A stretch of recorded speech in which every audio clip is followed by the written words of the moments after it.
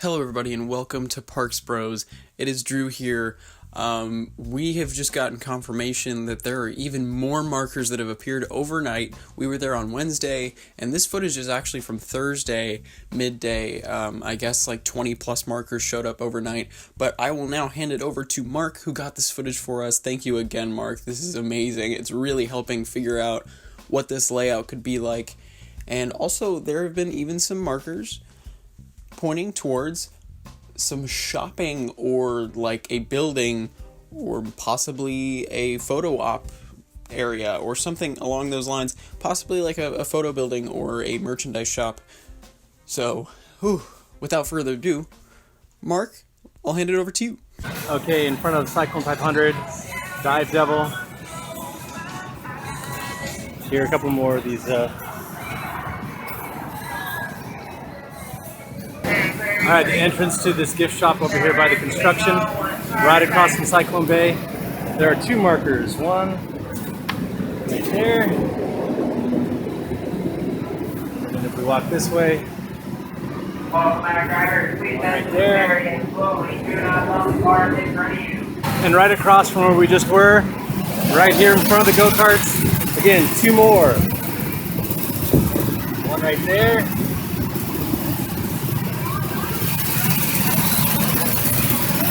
One right there. And actually, there's a third one.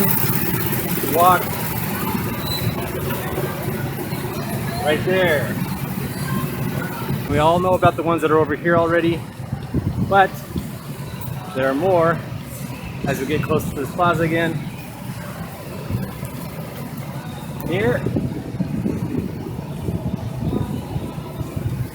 with the marker itself on the actual gate. And then another one right underneath this kind of warning sign right there. Right here by the trellis of the old Mexican restaurant, kind of by this teaser sign. Check out this one. This one says shop building coordinates. So this may be why they're keeping this part of concrete right over here, and this has been torn up. Because that last marker said that it was the maintenance house, so maybe the coaster shed might be using part of this foundation. I don't know. Here's another one that actually has a pin in it. This is in front of the closed down candy shop. What a difference one day makes. 24 hours later, I come here again on my lunch break, and here in front of Apocalypse, another one with an actual pin right in front of the Jeep. Interesting. And here's another one with a pin. Literally, I was just here 24 hours ago. These must have gone in overnight or first thing this morning. This is by the old Kickin' Chicken again. All right, this is gonna be one take. Okay, there's tons. Here we're by the Kickin' Chicken restaurant again. The sign, the M&M sign here, across the way. Check this out. One here that has a lot of things. It looks like there's another one on the other side of the gate. One here. One there.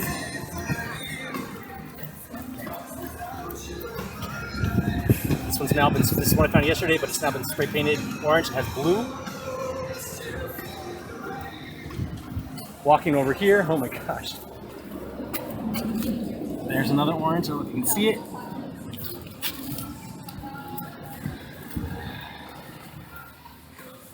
Again, one from yesterday, but been updated now. Blue and the orange spray paint dot, along with this other one. This was all done probably this morning or late last night. Okay, this is behind this backstage area, behind the M&M sign. I'm gonna do this really quick. Survey marker here on the hill, really close to Ninja there, and then right here.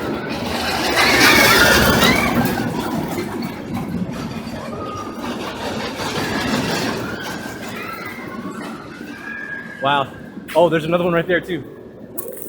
Look at that one. Okay, so this is the original location where I found some a couple days ago. They've all been updated, so it's confirmed, guys. Drew, it's now orange. Let me walk across the way.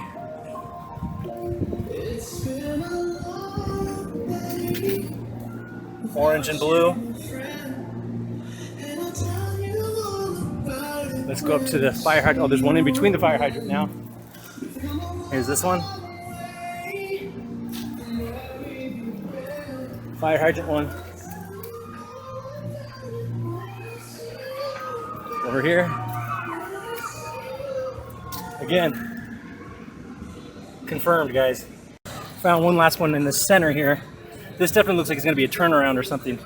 Because as you can see, there was markers over there behind the Kickin' Chicken and in front of the Kickin' Chicken. Appears to be coming this way. Over to here. And around there. Back to where it is. This might be a turnaround. Oh look, there's even another one. They're all over the place now. Confirmed, guys, it's going to come all the way out here. So definitely a lot of interesting things that have popped up with these markers. A lot of pathway interaction or possibly a rerouting of the path itself, especially over where Kicking Chicken is, considering all those markers are going all the way along that pathway. Another thing that's interesting is the fact that there are a bunch of different colored markers now. You have the pink, you have the orange, and you have the blue. The blue is definitely going to be for like a gift shop or possibly the maintenance bay or shed. But the pink, I can't really seem to figure out yet. But the orange definitely seems like it's going to be supports for the coaster, or at least placements for supports. So, and it's really interesting how close it gets to Ninja and how it does that whole turnaround where the slingshot ride is. I guess the slingshot might have to be demoed with this project coming in, but it wouldn't surprise me because I have not seen that open in about a year, maybe even more than a year. So this thing is getting bigger and bigger, but we do know that the markers by Riddler's Revenge are off property now. They are past the fence line, so it will not go that far out, but by the looks of things, it might actually go all the way around Apocalypse, which is pretty impressive if you ask me. So it makes things a little more interesting. Just the fact that we definitely pretty much know at this point where the first launch and station is going to be and where it's going to kind of go at that point. But after it turns off to the side a little bit, it's kind of up in the air. I really don't know where it's going to go after that layout wise, but here is a map of all the markers we found. It's really interesting, and it's getting more and more interesting every time they put down a new marker. But as you can see here, it kind of does like a half circle, like a big backwards C at this moment, maybe even like a J, but it really makes me interested to see what they're actually doing with this thing. But the thing we really can't find out, since we can't go into Apocalypse and ride the ride, we can't figure out if there are markers past Apocalypse on that service road right there. So we won't really know if it actually goes all the way around or if it just comes back until when it's actually announced, probably. So that kind of stinks, but if it was to go all the way around Apocalypse, it'd be a much bigger attraction than I was expecting. So that makes me really excited. And of course, as always, we're going to keep you guys as much up to date as possible with all of these updates. And hopefully we can all try and figure this out before the announcement date, because it's getting more and more interesting for all of us, I'm sure. But there will be definitely a lot more demolition in the next coming weeks and months, I'm sure, especially with like Kickin' Chicken, maybe the Slingshot ride, and also maybe the Extreme store that really never seems to be open when I'm there, at least. Also the candy shop and old ice cream shop might be torn down as well, including the little Mexican restaurant that was there. So honestly, Cyclone Bay is not going to look near the same by next year. It's going to be completely different, and that makes me really, really excited for this project even more. The fact that they're redoing this entire area in its entirety, it makes me a heck of a lot more excited because that area needs the work. But yeah, subscribe if you haven't, if you're really interested in this project, as interested as I and Mark am. It's mind-boggling to me what is going on right now. So, as always, we'll see you on the next ride.